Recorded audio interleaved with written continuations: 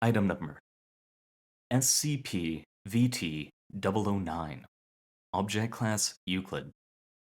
Special Containment Procedures. The SCP is to be contained in a standard humanoid containment chamber located within site. Data redacted. Access to the SCP's chamber is to be limited to personnel with Level 2 security clearance or higher.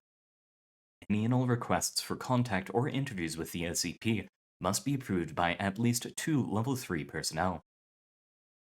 The SCP is to be provided with art supplies and access to the internet.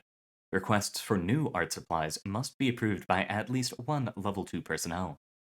The SCP's internet usage is to be monitored for any suspicious activity, and all incoming and outgoing messages must be screened for any dangerous content.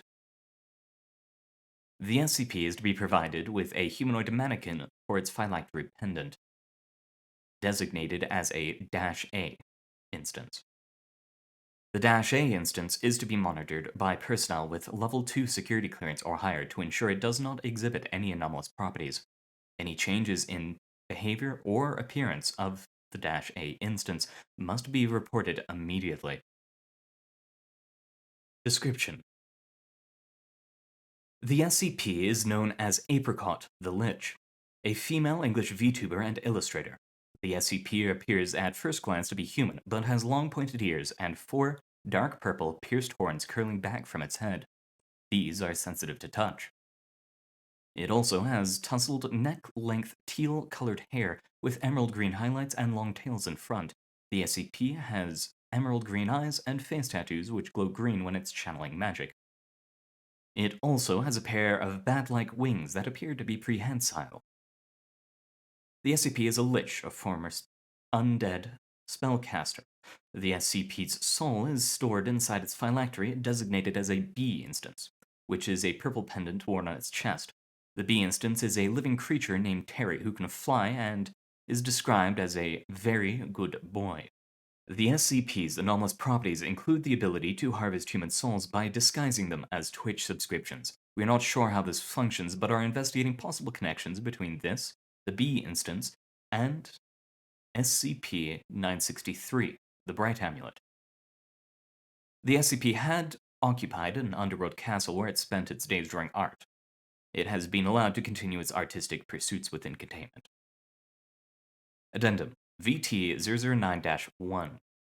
On an unspecified date, the SCP experienced a severe allergic reaction to an apricot-flavored candy bar provided by research personnel. Testing has revealed that the SCP is not allergic to apricots themselves, but rather to an artificial flavoring present in some apricot-flavored products. All food provided to the SCP must be screened for potential allergens.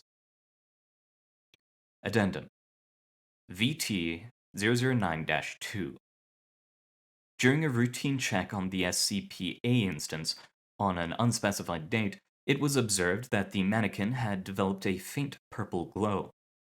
Further investigation revealed that the SCP's soul had partially transferred into the -A instance, causing it to exhibit some of the SCP's anomalous properties. The SCP was immediately notified and a team of researchers worked to reverse the transfer. After several hours, the SCP's soul was successfully returned to its phylactery, and the -A instance returned to its normal state.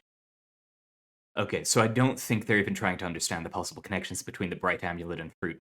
Based off of the second addendum, she already has a decent understanding of how that Terry thing works. Either she isn't telling them, or they never tried in the first place, or they know and aren't saying anything. The first case cannot be true, as the Foundation has too many means to figure something like that out. The second is also impossible. These files are dated for 2020, and the Foundation is ever curious. The last option is the most worrying, but when you have eliminated the impossible, whatever remains, however improbable, must be the truth. Not only that, but they still let her use the internet despite showing the ability to take souls through it. I'm going to dig a little deeper, but I may have to hide some of my findings from here on.